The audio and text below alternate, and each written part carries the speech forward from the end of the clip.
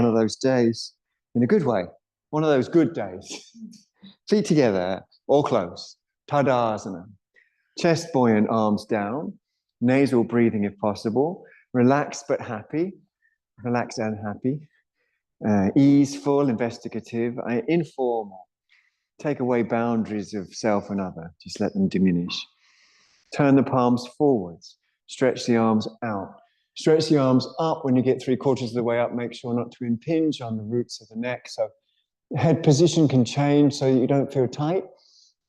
And I mean head position in two senses, the anatomical or physical position in space and time, or space-time, and the position in terms of our attitude in the present moment also can shift so the neck is peaceful. Bend your ankles, knees, and hips, and perhaps a little investigative play. We don't want to institutionalize investigative play, but if it's conducive to flow, then that's perfect. So conducive to flow means everywhere. Flow is everywhere if it's anywhere. So a good way to check whether flow is real rather than just conceptual is with the breath. Reaching down for the floor with the fingertips. Breathe through your nose. Again, you might find a little pulsing or movement helps to stop the back gripping, grasping, grabbing, keeps the breath flowing. And let's not forget that flow is the positive way of saying non-attachment. It's exactly the same experience, but we can describe the experience in terms of positives, what it is, and negatives, what it isn't. It's not attachment, it is flow. Arms behind you like you're skiing fast, arms forwards and up, Utkatta, and stand up if you're ready and take a big circle, hands to prayer. Take deep breaths, natural breaths. Jaw soft, eyes soft.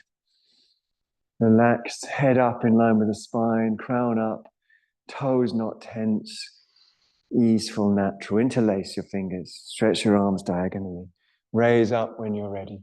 Again, let it be meditative, meaning loving, meaning absorbing, meaning surrender. Love is the most beautiful thing because love conduces to surrender, sharanagati. So here and now, surrender to the richness of the now and the spontaneity, which is the power of the now. If you surrender to the now, then its power transmits through us. So that's the power of now. Quoting Eckhart Tolle, hope he doesn't sue me. Big wide circle, hands on the hips, feet hip width apart. Take a deep breath or two. Toes spread, not least the little toe. Raise your arms again if you're ready. Again, make sure that the roots of the neck are soft. There's light tone in your tummy. Breathing is easy. Bend ankles, knees, and hips and adjust accordingly to your own body. Lean forwards until you can reach the left hand down onto the floor, fingertips all flat, and push to turn round in a little twist for the back. Again, if you feel you need, in terms of supporting the flow, a little movement, then, of course, a movement should be taken anywhere that it exists in this flow. So it could be the feet, it could be the pelvis, but it should show up. This is the lakshana, the signs of flow. It should show up in our breath. Swap to the other hand on the floor, turning the other direction. Similarly, the other hand on your sacrum, which is the bony plate above the tail and below the waist. It's a meditation in the richness of now into the mother field, into the arms of the mother field. So make sure you're not holding the breath and that you're calm. Both fingers on the floor. Again, maybe some movement, ribs on the legs and arms up. Breathing through your nose, always looking for the flow. Raise the arms up, Utkatta, and then all the way up, big circle. Hands to the hips, step the feet generously apart. Take some deep breaths, expressive, honest, and deep. And we're going to also do a very similar move with the hands coming to the floor. So if you prefer to use blocks for this, because sometimes it's nice to keep the legs straight, then you can. We're going to turn the toes in a little. If that doesn't make sense, I'll say it a different way. Turn the heels out a little and spread the little toes repeatedly without ever having any intention of ever giving up. Inhale, stretch up from your groins. Exhale, come down, left hand on the brick or floor, and turning, very, very calm. Come back to your feet and make sure they're not gripping. You could, for example, lift up the toes of one foot or the other or both in an effort to spread the toes and to suffuse the body with the requisite calmness that is the hallmark of meditative modern postural yoga, which is what this is. Back to the center with the other hand, similarly. Other hand on your sacrum. Breathe deep. Again, perhaps it's useful to spread your toes, or even to lift the whole portion of one or the other foot or both, as a way of suffusing the body with the requisite calmness or shamatha that pervades. It should be pervasive into every part of the body. Breath is everything. Back to the floor with both hands now, and deeper breaths. Again, investigative play, such as moving forwards, backwards, left or right. I'm sure you'll feel for yourself the connection between your feet, the connective tissue on the soles of the feet, and your legs. So I find if I move and massage my feet, my legs will become much more relaxed and open, fluid as well. Walk your feet in a little closer to each other, a couple of centimeters or so. Come as high as you can on your fingertips and lead with the chest to ascend, to come up all the way very calmly. Bring your energy down into your feet, hands on your hips, breathing through your nose. Left toes in, right foot and leg out on the ball of the foot. Finish the turn on the heel. The very last part of the turn is done on the heel. That should guarantee you heel to arch alignment. Raise your ribs by raising your arms. Feel them raise up. Breathe through your nose if you can. Inhale, exhale, both legs relatively straight. It's a meditation into the beautiful arms of the mother field, as we call it, the matrika, the mother field. So the mother field is everywhere, and inside, outside, everything. And to surrender into the mother field, you might move your feet, because it's a tuning in to this, the living organic richness, that is now, that then has this expression, the power of now. The power of now are the Shaktis, as they're sometimes known, the power to know, to act, and to want to act. They express from the now. Inhale very, very calmly and come up. Well done. Hands on the hips, feet face forwards. Deep breaths, plural. As you're enjoying, I hope enjoying the process of the breath coming and going, turn your back toes in, front foot and leg out on the ball of the foot. Finish off the last bit on the heel. Check the alignment. Raise the ribs by raising the arms. Inhale, exhale. Feel how the weight change on the front foot can change the tone in the front leg. So the relative distribution of weight, and you can be very, very experimental with this, very, very experimental. Not holding the breath, keeping the eyes soft. Jaw passive.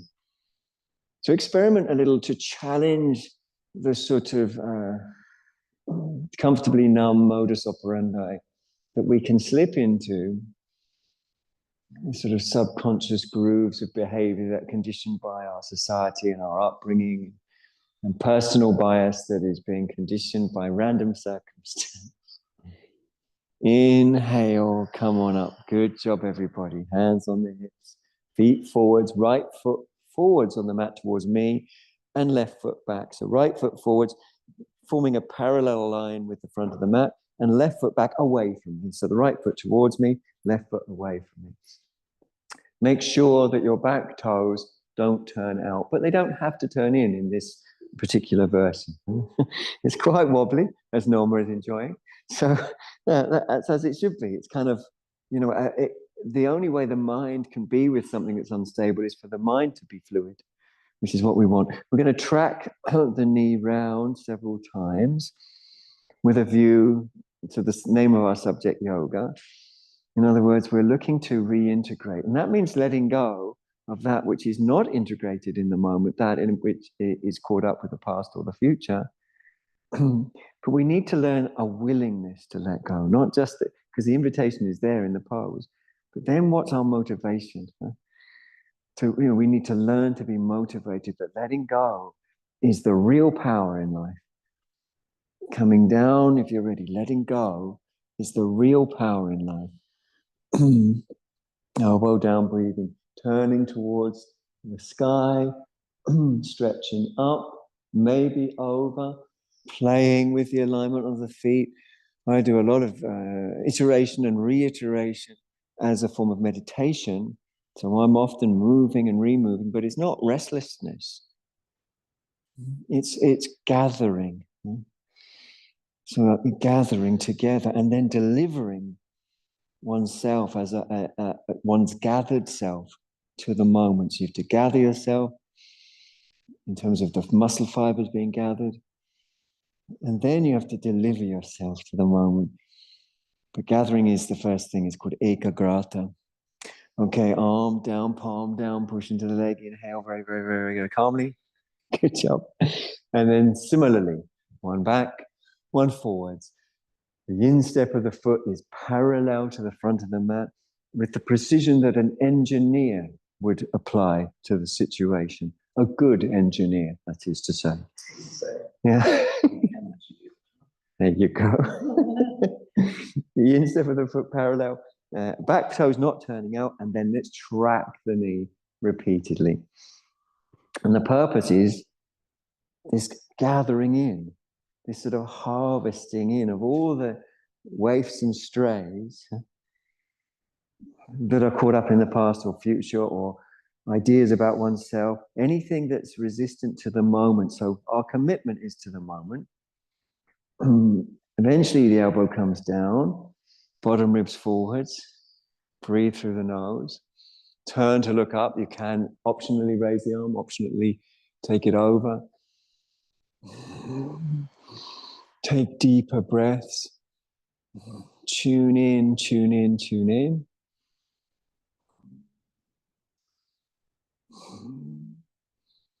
So playing is like playing with a radio dial, but it's not idle. It's just kind of flicking the radio dial around. It's just kind of pointless. But if you're playing for the purpose of tuning in, that's a very, very different thing. You've got your clear purpose to gather, to tune in. Good job. Inhale calmly. Come on up. Well done. Walk your feet towards each other and come onto your hands and knees. If your bum is if you're near an outer wall, have your bum facing it, head in. If you're in the middle row, as I am, be as I am. If you're at home on Zoom or YouTube in the future, if I put it up, then any direction you want. Breathe easy. If there's any difficulty with the wrists, it doesn't necessarily mean that you shouldn't put pressure on them. Sometimes it does, but other times you can use pressure to actually alleviate discomfort in the wrist. So movements, left, right, and you may not have any discomfort in the wrist, which is fine as well. In either circumstance, we're moving around with a very clear purpose. The purpose is moving in and letting go. So really, I should take the "and" out of that sentence. Moving in, letting go. Letting go, moving in. It's one thing. So letting go is how you move in. Moving in is how you let go. Letting go is how you move in.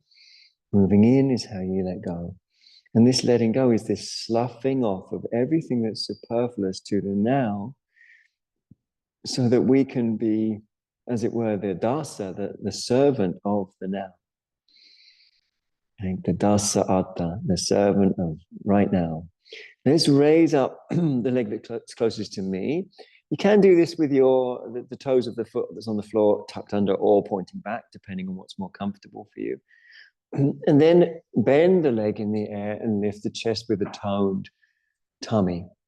Breathe through your nose, a toned tummy which is reiterated in waves, a bit like the repeated brush strokes of a brush through your hair. Those people that brush their hair, I don't brush my hair, no need for it. It would just fly off into space if I even touched it, probably. So, but you know, if you brush your hair, if you have that kind of hair that can be brushed, the strands, if you repeat, start coming in the same direction, theoretically. You can, if you want, attempt to reach for your foot with your hand, and it doesn't matter, of course, if you can't reach it. It's just, you know, while you're doing that, you're not running another program. So, and it's a little challenge, having a go, isn't it? Take it slow is my main tip. And if anyone does reach it, and remember, just the process is beneficial, even if you don't reach it, then you could, if you wanted, raise up the leg and raise up the chest with that toned tummy. You know? Bring that leg down very, very, very, very, very calmly. Let's hear a deep breath and a bit of movement that's accompanying or supporting that breath flow. So deep breaths and movement that's you know, beyond thinking, unmani or unmana. When you're ready, the same thing, opposite arm and leg raise up. And you can bend that top leg if you want, really lift the chest. And if you want, you can try and reach. Obviously, some people have got an advantage. People with short torsos and long arms are more likely to reach the leg than people with long torsos and long legs. No, long torsos, short shins. Yeah, that would be hard to reach. Lightly tone the tummy. And just remember the attempt to reach the foot means at this moment you're not on your smartphone, in inverted commas, smartphone. Yeah, exactly. Or, you know, running another sort of program, you know, condition program that we associate and call mine, but it's actually not mine. It's been co-created by everything. Okay, coming down, nice and easy. When you're ready, take a deep breath. And when you're ready, pop straight up into your Adho Mukha Svanasana, the downward facing dog. And of course, the right pronunciation is dog, D-A-W-G, downward facing dog. And then experimenting, investigating, breathing, experimenting, investigating, breathing. If you know your purpose, then you'll know how to work towards it. If you don't know your purpose, there's no clue. If you know you're tuning your old-fashioned radio into, let's say, for example, radio 6, then you'll know how to tune it in. Oh, actually, maybe you can't get radio 6 in old-fashioned radios. Radio 4 or FIP, then you'll know how to tune it. You'll start hearing. It's like, okay, I think I can hear FIP, you know. And then you'll refine that tuning in. So in the same way as you're moving, if you know you're tuning in on this absorption, let's call it radio yoga,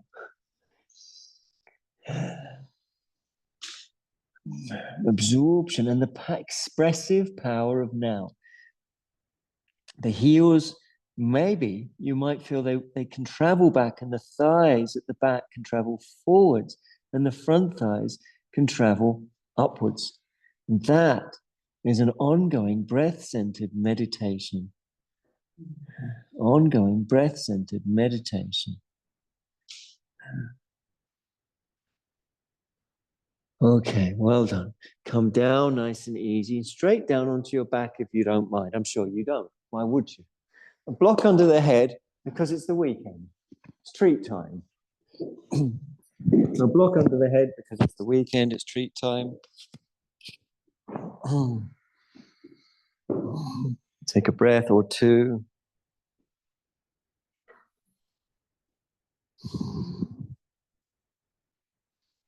Soles of the feet on the floor. Breathing through your nose if you can. Expressive, natural. And we can just notice the selfless element. Huh? So what are the selfless elements in this moment? Relaxation is selfless, isn't it? I didn't have to tell you to relax. As soon as I can hear everyone breathing more deeply, tensions in the body relaxing. So it's good to observe that selfless is no body, no self-construct that's doing that, is there?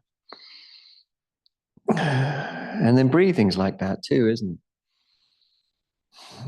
Breathing's just like this. If you were thinking about something else, the breathing would still happen. It doesn't need you. So it's selfless, and that's wonderful. It's like, great, that's selfless. The changing temperature on different parts of your skin is selfless. Nobody's doing that. Perhaps you can even feel your heart pumping in your chest. That's also selfless, isn't it? And what about thoughts in the head? When I asked you to turn your attention towards your heart, some of you did. Some of you thought about your heart for a moment. But that wasn't done by you. That was because I mentioned it, something on the outside of you, as it were. So thoughts are also selfless. They're co-created.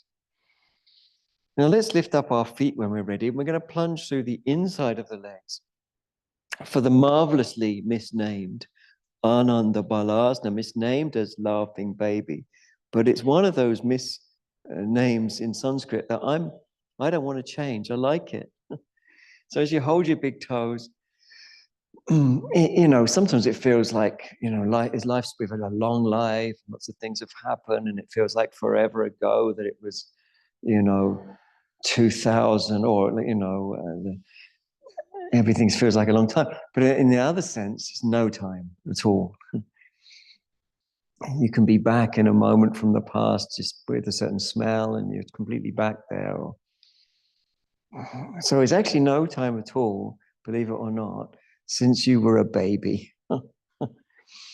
And when you were a baby, I bet you didn't have a single thought about where you were going in life, what people thought about you, what your pronouns were. Not a single thought, about any kind of how people describe you, whether you fit in or whether you don't, what you're supposed to be, how you can improve yourself morally. When you were a baby, you just laid on your back sometimes, you held your big toes and rolled around. And if your parents weren't careful, you might even emit a wee-wee in any direction without even a thought. And I'm not suggesting that part of the baby comes back now. but certainly the sort of, no sense of, babies don't have any sense of how their hair's looking today, as far as I know. Hope not, because they're very distressed. Babies don't have any sense of any of that at all. It's just there's a lot of space. So as we're in this Ananda Balasana, let's see if we can tune back in on that, some of that spaciousness. Before you had any story, we've got story, haven't we, about ourselves and all the good things that happen, all the bad things that happen. We tell people, we go on about certain events and forget loads of others. And we repeat our story until it's refined. But babies don't have that.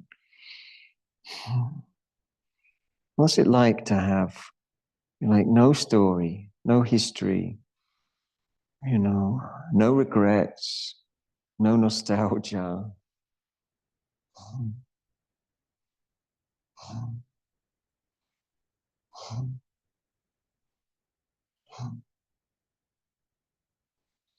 Okay, nice and easy release from your Ananda Balasana. Take your block out from underneath your head, and we shall conduct a very, very exciting balancing experiment. We're going to see if we can firstly balance the block on our feet. And obviously this should be done only with lightweight foam blocks. If you've got like wooden brick blocks at home, don't put them on your feet like this. Could be a terrible disaster. Anyway, but with a lightweight foam block, it's enough challenge. And, although it may make you jump a little bit if it falls to your face, it shouldn't do any major damage. So that's good. So we can play with it. Now, the next challenge, once you've got it on your feet, is to see if you can hold it on one foot only. So you have to move it slowly using the other foot until you get the balance right and hold it on one foot only. And if you fail, if you drop it, feel how much I love you. If you drop it, just feel how much I love you. Just say, oh, Jim loves me. He really does. And I really do as well, by the way. I can't help myself. And now, once you've had a go at one and you've, had a great sense of humor, feeling all that love, then we're going to adjust the block, maybe with the other foot. We're going to see if we can place it on the other. It's not easy. It is a challenge, and it's a great opportunity, a really good opportunity to practice metta. That is to say, loving kindness. It can be on your foot at any angle, by the way, any angle, and just having a go. And every time or anytime you drop the block, just feel, oh, Jim really loves me. And because I really do, not making it up. And that's you as an individual with all your, idiosyncrasies.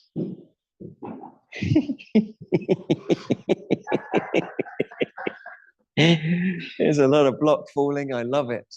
Now we're going to go back, or attempt to go back, to 2 feet on one block, and then the happy, happy moment where you get to bring the block back into your hands, one way or the other. So nicely done, Steve. We're going to touch the tootsies, as I like to call them, with the blocksies, as I also apparently like to call them. So deep breath. So block and toes. And if you're someone who likes to live on the edge a little bit, perhaps, you're a little bit wild. Perhaps you stay out sometimes after 10 o'clock. Then we're going to try supporting the block with one hand, and not just one hand, one finger. Okay, one finger. Remember, if the block drops, I love you. You might be thinking, well, what about me? My block hasn't dropped once. Don't you like me? Nope. No, I do. I love you, but then let's swap to the other. One finger, if you can. Just having a go. Good job. Okay, now we're going to try and keep, you can use both hands if you want, both fingertips. We're going to try and keep the block on one foot. We're going to take the other one down towards the floor. If you can't reach the foot, I should say that you can balance it on the shin instead.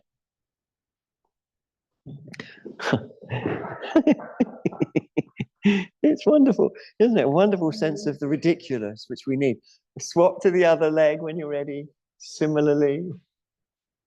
Good job, Norma.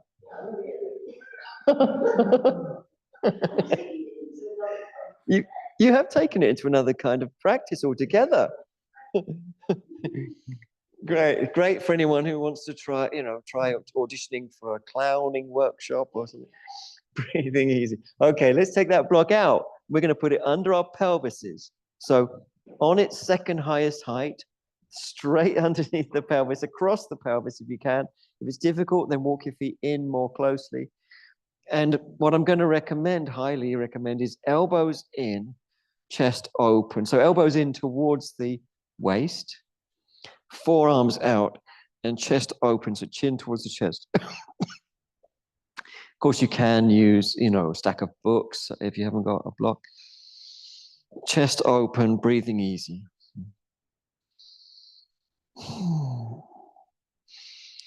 So broad chest, open chest, breathing through the nose.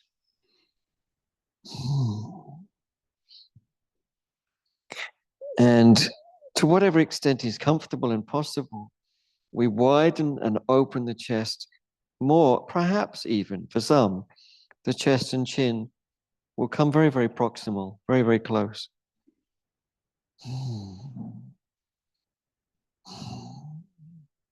What makes it yoga, of course, is that we're breathing into it. Is that we're breathing into it.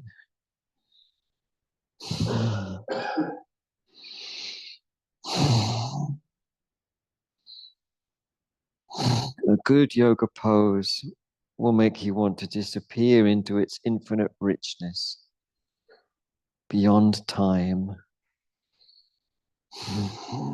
beyond concepts, beyond self.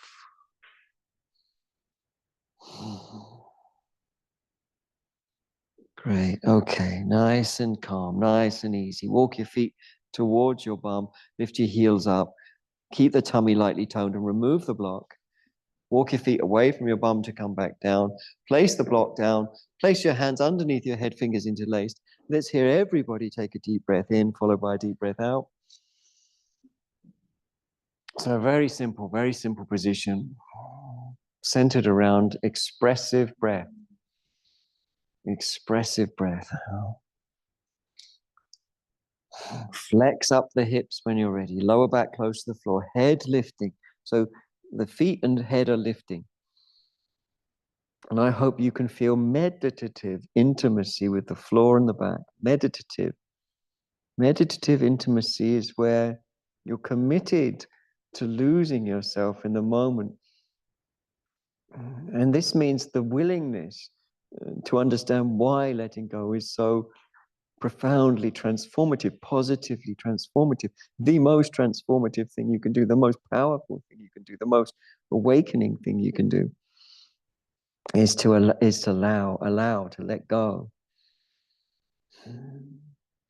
So as you come into this, to go more into this, part of that is letting go of that. To come into this, letting go of that. So there's a sense of sloughing off. We're going to extend one leg out to about 45 degrees and then simply retract it and extend the other. Between sides, I quite like to pull the lower back off the floor for a second, just to lengthen it. You're welcome to do that. We're going to keep this going for a little bit. One leg extending, retracting. Perhaps on the retraction, you can add a little bit more force towards the end of the retraction that just pulls up the pelvis if you want.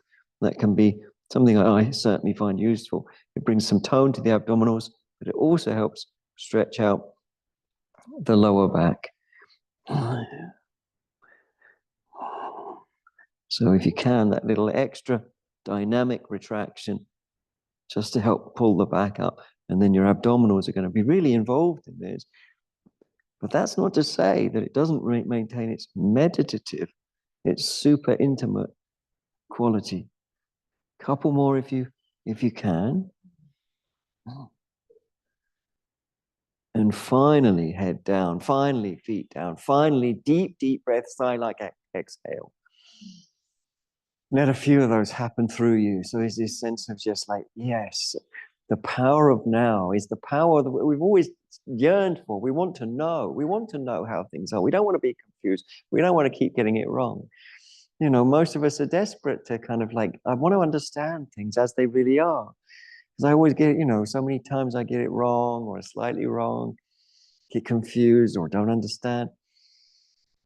So that knowledge is now, there's the only thing we need knowledge of is now, because the only thing there ever is now. So to have knowledge of now is to surrender to now. Just as the surfer can have knowledge of a wave by surrendering to the wave. They know it's every micro moments, every single change that a wave has is felt by the surfer because the surfer has given themselves up to the experience. Release your hands from behind your head and roll over when you're ready. Bring your knees up and push yourself calmly up from the side and ready yourself for Dandasana using dos bloques, or one block's okay as well if you haven't got two, but two's better. And they go side by side. And then you sit on them. So that's pretty straightforward. The buttock flesh is drawn out and back. so that as you lean to one side, you draw the buttock flesh of the opposite side out and back. And you should be able to feel yourself coming to the inner front edge of the sitting bones. Hands by the knees to start with, then drag them back to stretch your chest. Breathe through your nose. Chest wide and lifted. Breath deep and honest. The yogin, that's you, it moves around investigatively to find opportunities. So I've compared this before to a detective in one of those detective movies or shows where they're pressing wooden panels in an old house to see if there's one of them that will open a secret door. But here, there are many panels and many doors. So what are the panels and how are we pressing them? The ranging around is how we're checking or pressing or testing to see that if there's a little bit of space, and the open door is that space. And if it opens, if a door opens here and there, we go through it. That's lifting. And so, but there are many. So you might range left or right, you might not find any openness for a bit, and then you do, and you lift up, and then you do again, you lift up. So I call this station ranging around. It means that you don't get hyper tense, but you do build up height, lift, space. It should be dynamic. When I first started yoga, Dandasana, this pose, was my bête noire. I used to find it so hard. You know, really, like, please let me out, I used to think to the yoga teacher, please. Because you have to work to lift up dynamically. Mm-hmm. Back muscles are switched on. Hamstrings are being stretched. Chest muscles are being stretched. Head is upright. Well done, everyone. Okay, release out of Dandasana. I have made a promise that I will, at some point in 2025, run a Dandasana workshop. I've already started planning it, but I don't know if anyone's going to come. I know one person who's going to come, David, who's promised me he'll come. Joe Shaw. I like you volunteered Joe Shaw before yourself. There you go. I've got three for my workshop in Dandasana. Fold your mat over the end of your blocks, long side to long side, cross your legs on them. Some of you at home thinking, oh, I'd come to a Dandasana workshop. Before that, by the way, this is my November the 17th yoga day, and in January, I'm running an adjustments workshop for teachers and keen practitioners of yoga at Space Yoga Studios. That's an advert. Just did an advert there, everyone. January the something. There you go. I think that I put it to a Saturday so that Frances can come if she wants to. That's what I think that's on a Saturday. So maybe like the 12th, something like that. Anyway, it's enough advertising, isn't it? Take a breath. So it's cross-leg position. Sukhasana. Su plus ka plus asana. Breathing through the nose if you can. And meditating. Now, I like to stretch my arms over my head in this, but I also want to wave them side to side to really incorporate more and more and more and more and more and more and more little molecules, you know, so molecule by molecule, moving the arms over the head, lots of little movements, because I want full integration. I want every single cell to be involved. So that takes time because a lot of the cells are involved with other things other than now. So we have to find the preoccupied cells, and then we have to find ways to encourage them. Repetition is one of the most effective ways. Like if you keep asking, you know, please come this way, the cells go no. Oh, okay, please come this way, the cells go no. Please come this way, they go, well, maybe. You know, you just keep asking, really.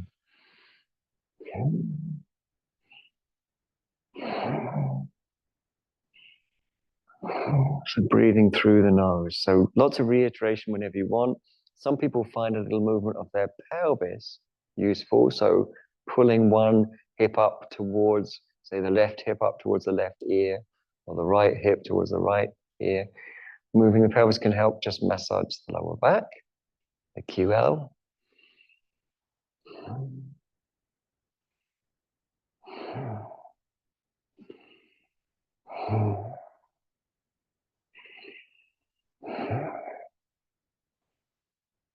If you're ready and you want to, change the cross of the legs so the other one is in front.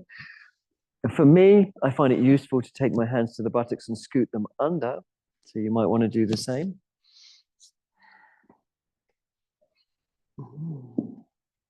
And again, perhaps there's movement of the arms.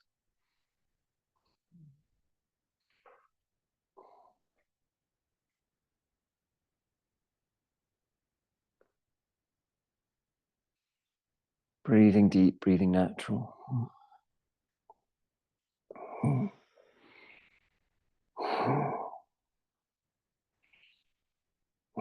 So this is, of course, Supta Sukhasana.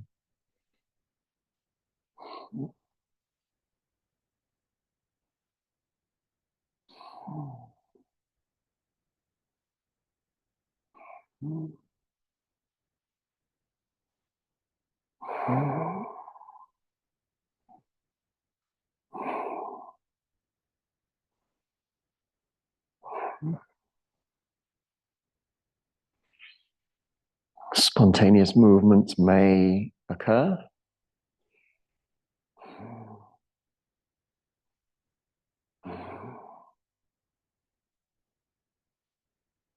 Okay, arms come forward, legs come towards each other, feet come onto the blocks.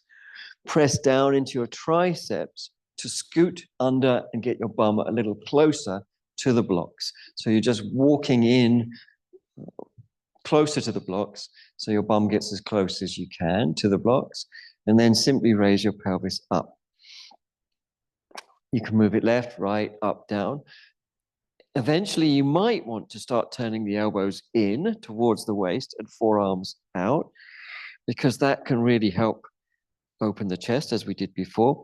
The gluteal muscles are pushing the pelvis upwards. The hamstrings are also part of that, pushing upwards, and the quadriceps also in the front of the legs as they're pulling on the knee. So you can feel all these three muscular areas: the hamstrings, the quadriceps, the gluteal muscles.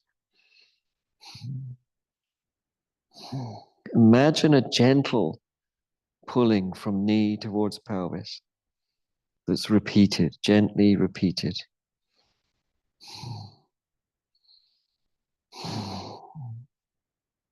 Come down slowly, letting your arms internally rotate.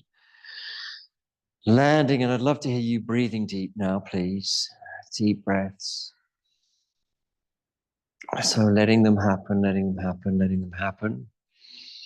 3, 4, 5, 6, 7, 8, 9, 10 deep breaths. We're going to stretch the legs straight up towards the ceiling, straight up towards the ceiling when you're ready, and perhaps swinging them over a couple of times to really stretch. So stretching the legs, swinging the legs. This is Urdhva Prasrita Padasana. And when the legs swing towards your head, of course, there's a stretch that you can feel going right through the back of the knees and the back of the legs. But it's worth knowing that it's also going through your lower back and feet. Great. Okay. Just dorsey and plantar flex your feet a little bit. You can add circles, half circles, scrunching, unscrunching. Moving the feet in different patterns, but at the same time can be a bit of a challenge. Try circling one foot and dorsey flexing and plantar flexing the other.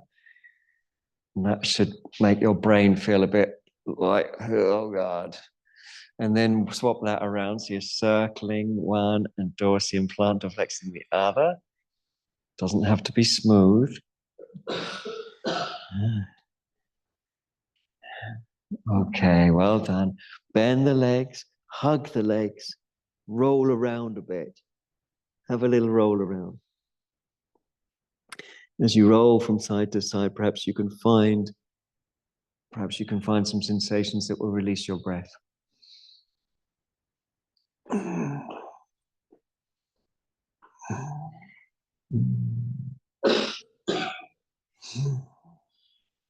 So we want to go to places where the sensations overpower thoughts about the future or the past, or any other gripping modality. The sensation should be rich enough to knock us off our tracks. That's what we want.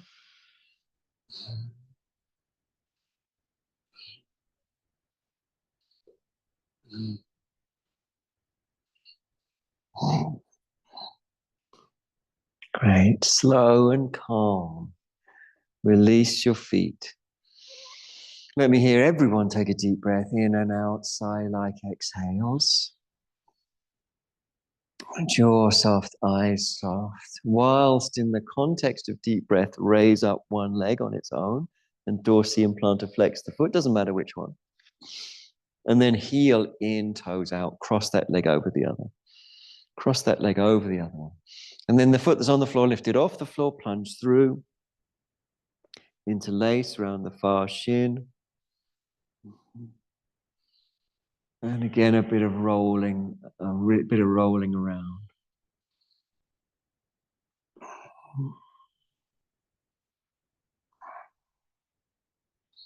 And you're looking for sensations that just knock you off your tracks for a moment. And we all do look for these sensations in our lives anyway, when we eat something that's particularly sort of rich, or smell something that's got a really sort of strong or rich smell, like a rose or a jasmine flower. Or when we immerse ourselves in a rich physical experience, like swimming in cold water. Some people do that. So this is no different. You're looking for something that's, you can't think about anything else when you go into cold water or when you're smelling a rose. Or...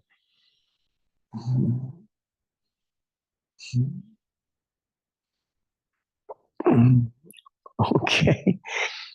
There's countless rich experiences. Let's release that. Take a deep breath. Feel loose and free. So, move your body any way that indicates looseness. And then if you're ready, raise up the other leg similarly and move your foot a little to kind of limber up. And when you're ready, heel in, toes out, cross that leg over the other, plunge through, interlace, roll around, looking for, a point of sensation that is powerful enough to challenge our modus operandi, the way the thoughts normally just rattle on. So if you're able to be in thoughts rattling on, try a different position.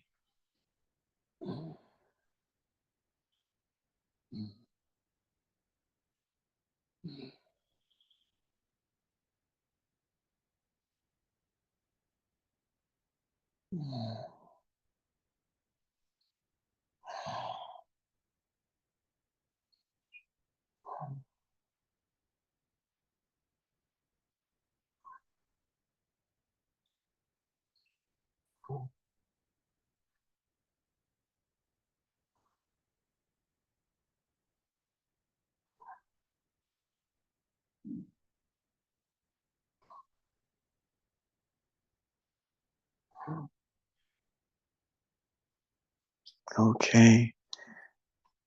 Good to stay a while, but we'll come out nice and easy. We're going to roll over onto our side. We're going to come up from the side. We're going to open up our yoga mats. We're going to put a blanket down for full comfort. And many of us will require blocks, perhaps as many as 3 for this pose, which is virāsana.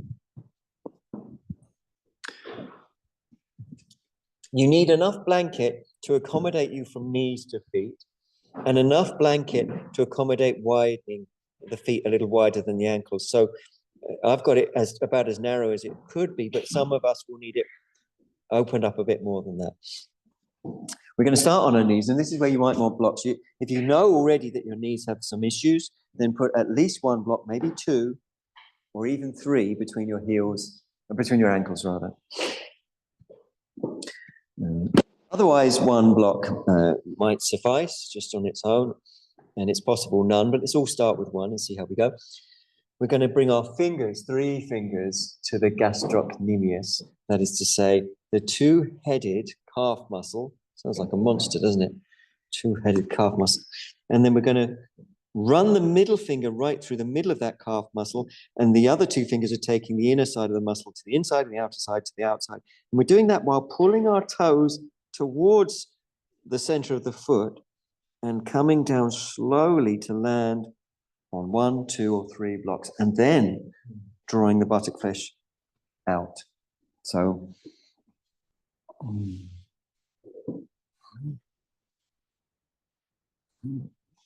it's worth saying that knee problems can be caused by several things, but one of them is mistracking of the quadriceps with the knee. So misfiring of the quadriceps can cause the knee to pull to one side or the other.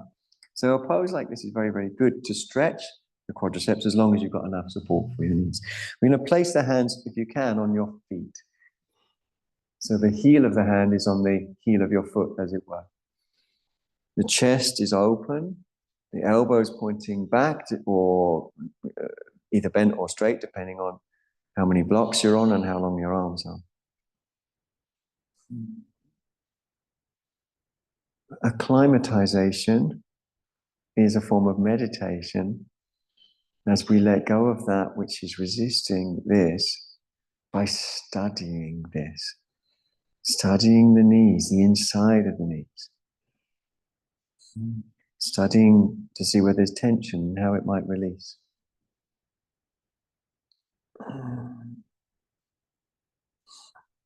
Keeping the jaw soft, the eyes soft.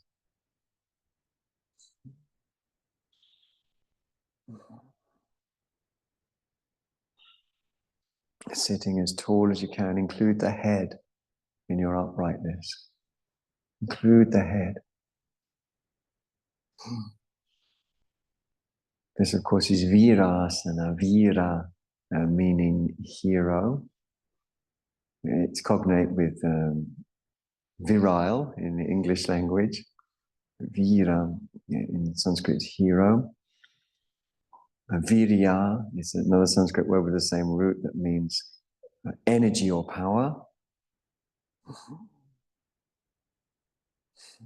This is a pose when you sit sort of strong, upright. And having the hands on the feet is very, very useful for both the plantar fascia and the palmar fascia. That is the fascia on the soles of the feet and the fascia on the palms of the hands.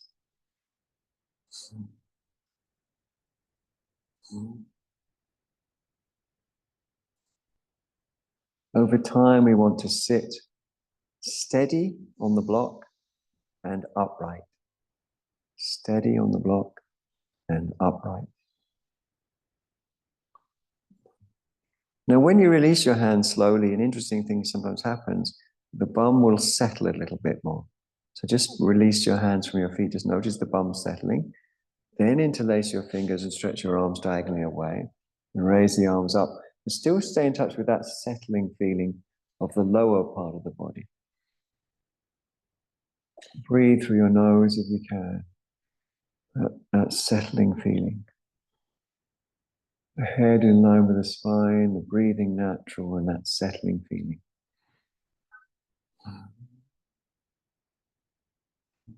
Meditate on the subtlety of change within the knee capsules. Subtlety of change within the knee capsules.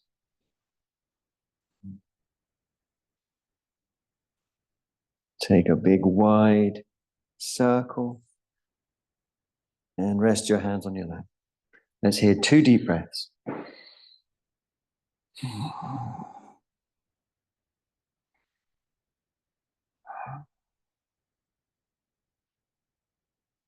Very calmly, without reactiveness, come out of the pose by coming into Vajrasana, regular kneeling. So you can use a block between your heels and buttocks if your knees are tight. And not only that, but the block will help elevate the spine. So your knees are tight. A block resting on top of the heels is a good idea. Breathing easy. So you don't have to use a block, but it's very, very useful.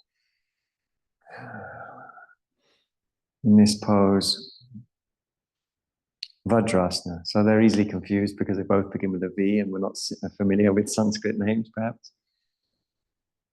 The first was virāsana, vira, hero. And the second is Vajrasana, Vajra, thunderbolt.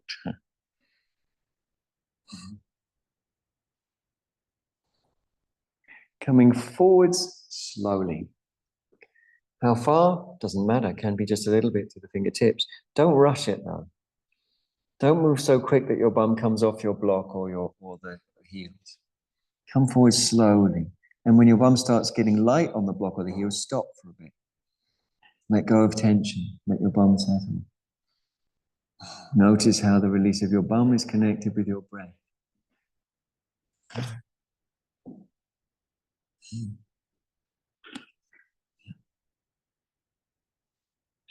So the discipline here is to sort of put the reins on the wild horse. You know, there's a part of us that's conditioned to keep reaching for the next thing. We could sort of call it the capitalist sort of modality of what's next, you know, where am I going now and how much will it cost? So there's a discipline here of like not reaching out for the next whatever.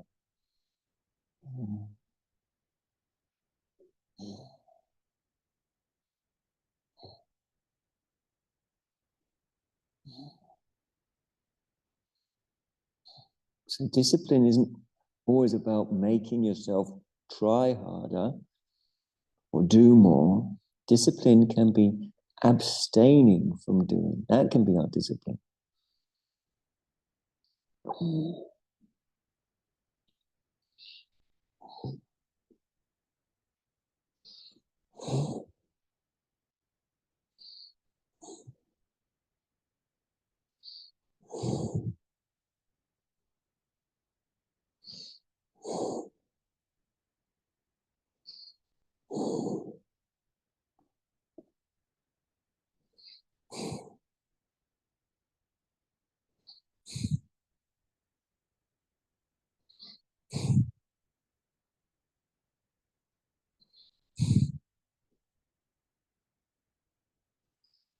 Coming up calmly when you're ready. Good job, everyone. Adho Mukha Svanasana, the downward facing dogs. We can just put the blanket to one side for now. If you like things neat and tidy, why not fold it up neatly?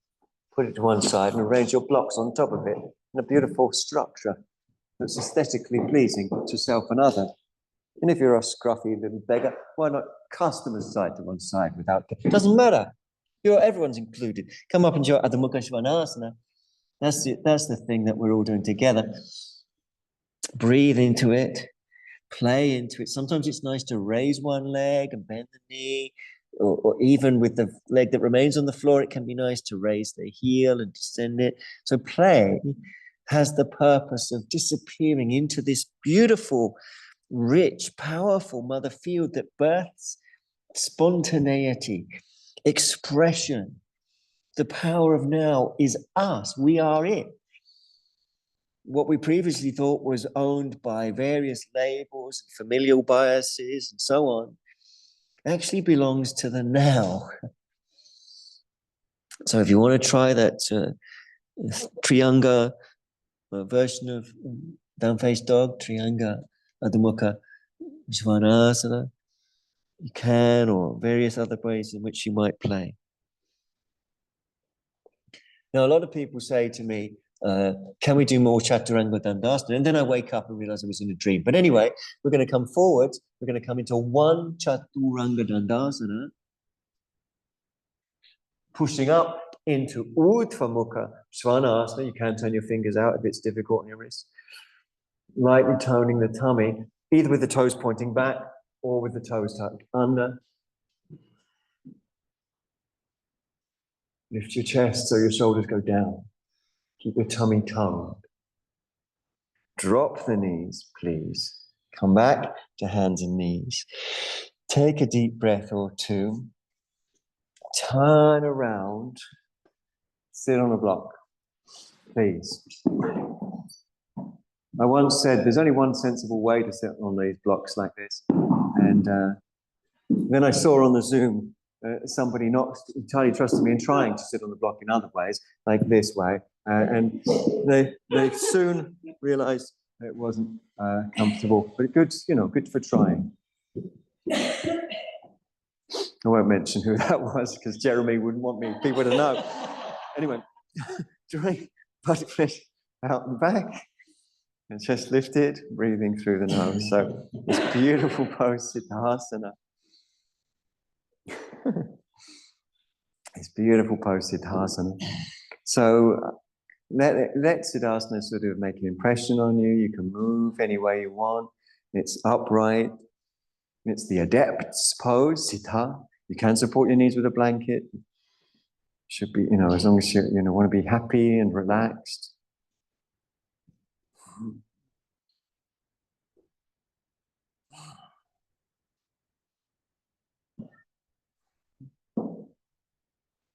So we're going to do just two practices from the Tsalung Tulkur.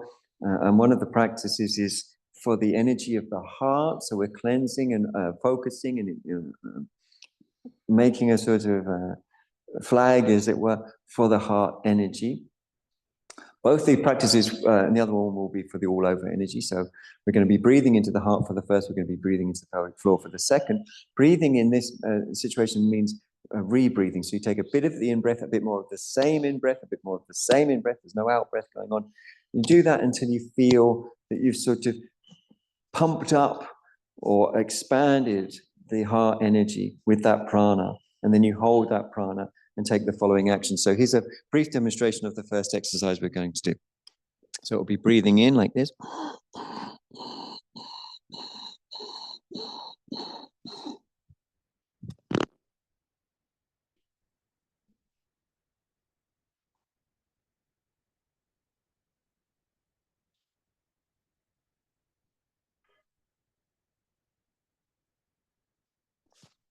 And then you breathe out. So I've reduced the amount of time by reducing these movements from 5 to 3, but you can still do 5 if you want. And remember, these actions like this is not about your shoulder, it's about your chest, it's about the energy in the heart. So when you're moving, have that intention. And similarly, with this action, the hand stays fixed on the leg. I have seen some people doing this sort of weird leg rub thing, which, maybe you get a room for that. But, it's a heart thing. It's a heart thing. Does that make sense? Yeah. Okay. Ready to go. So it's breathing and rebreathing first.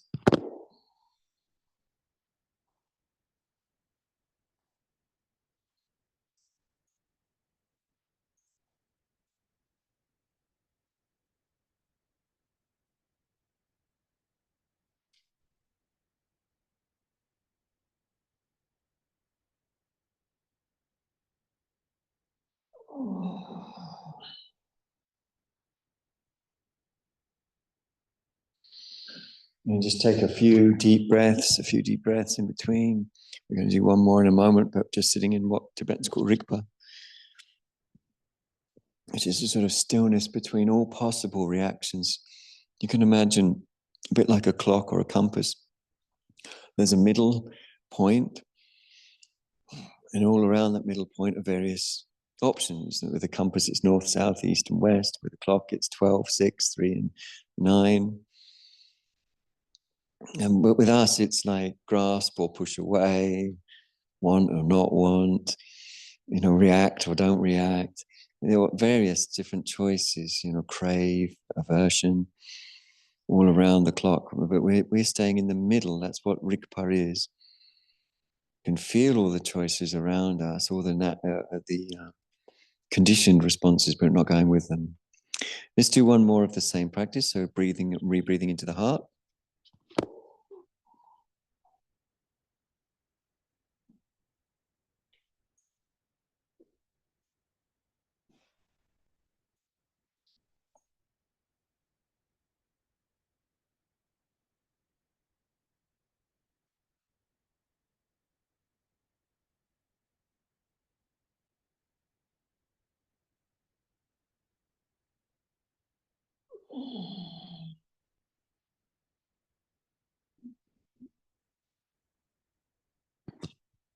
Again in Rigpa,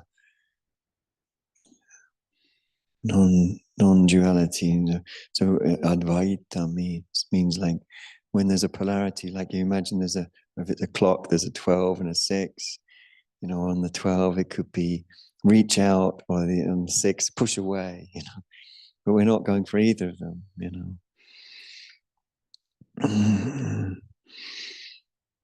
So imagine there's hundreds of choices around the edge of the clock or the compass, and they're all the tendencies, they're all the things we might have done before, you know, or might have had conditioned into us to think about, but we're not taking any of them. That's what Rigpa is. Just sitting in the middle of them all. Now the next practice, we breathe into the pelvic floor, similarly with steps of the same inhalation. We hold the breath, hold the energy, and then we take the following action. So it's a brief demonstration.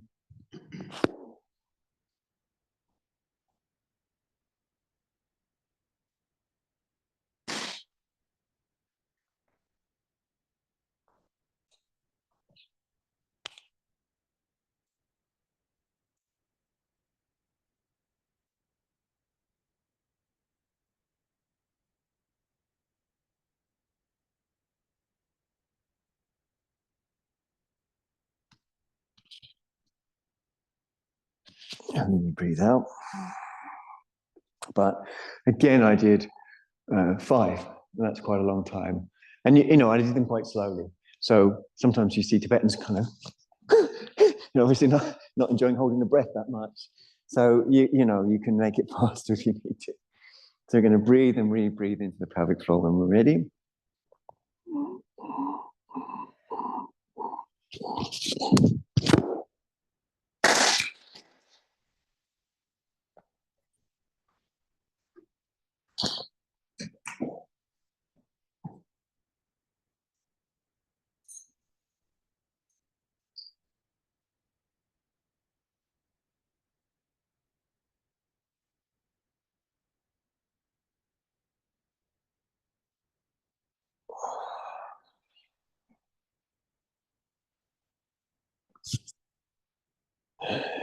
So middle, in the middle.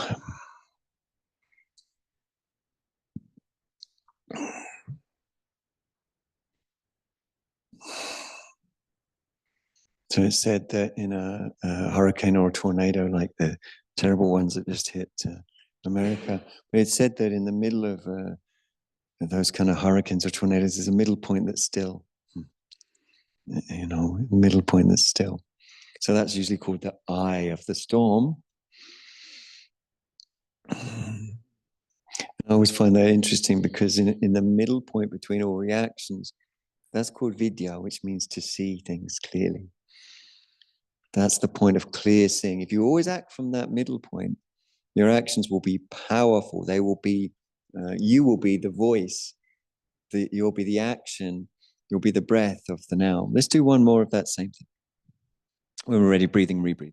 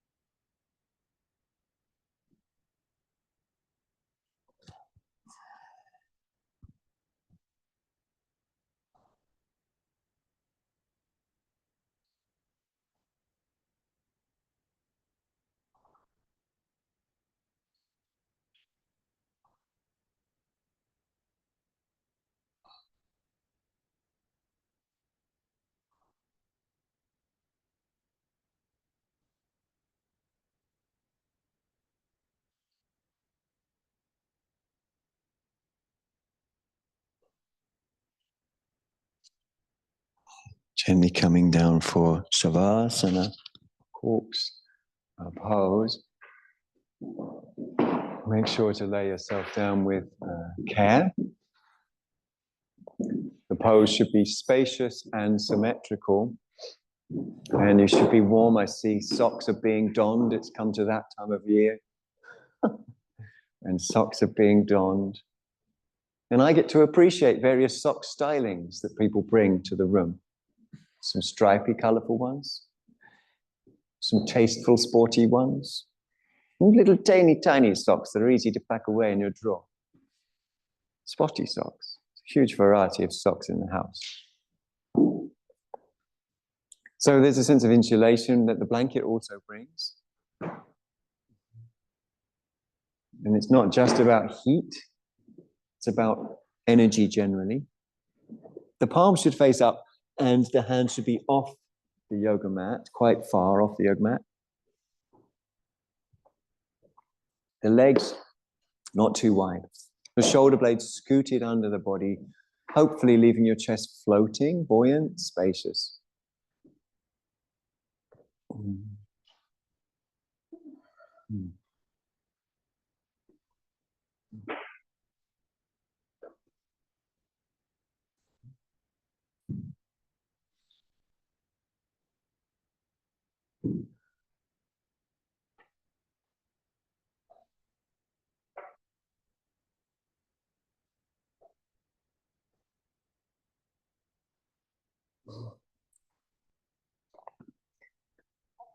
Release is selfless. Just observe, nobody's doing that.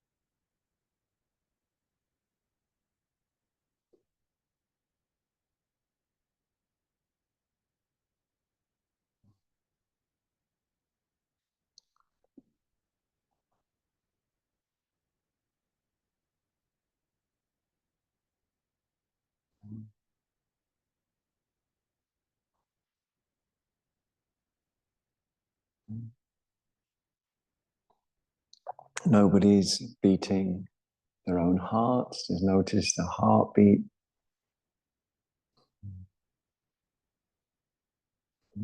Nobody's breathing. So beautifully effortless, beautifully selfless. And nobody's releasing their weight.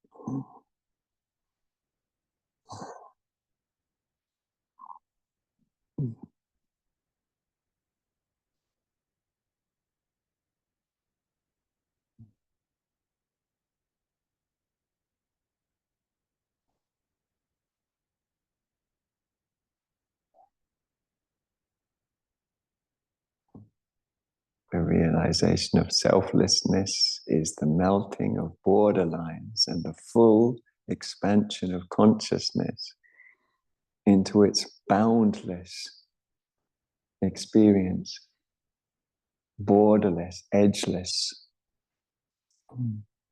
timeless, ageless,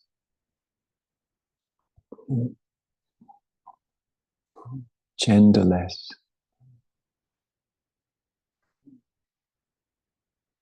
In fact, the word in Sanskrit, Brahman, is a gender neutral word. It's a neuter noun. And it comes from a root that means to swell or grow.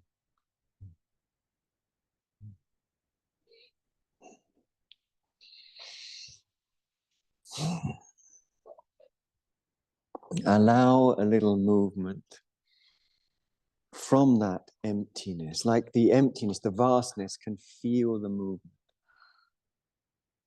It's the movement's happening in the openness, movement of the toes, movement of the fingers.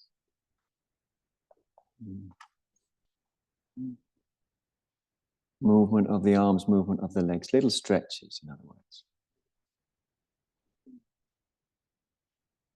And when you're ready, bend your legs and place the soles of the feet to the floor.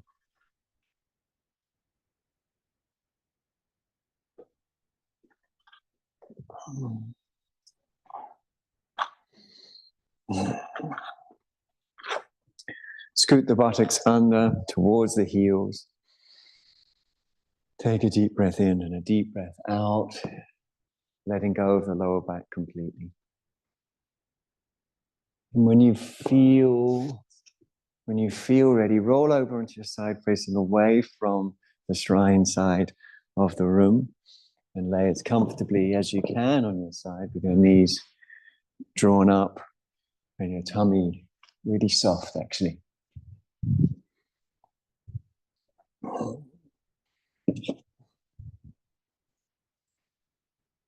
When you're ready, without rush, roll again and lay on your other side as comfortably as you can.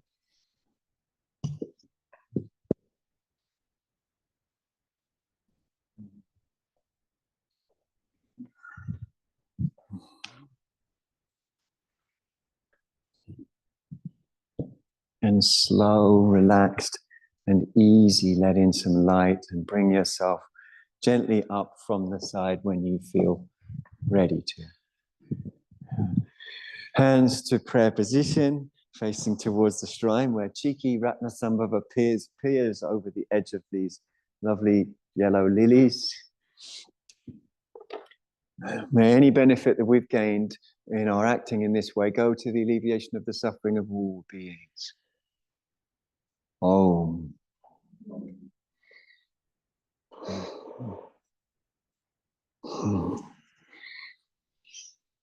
Thanks so much for your time as ever. I really appreciate it. Lovely to see you all. Lovely to see you roomers. Lovely to see you Zoomers.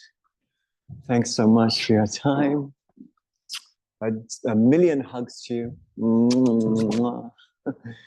And have a lovely Saturday. Love you loads. Thank you. Bye. Salam. Bye, guys.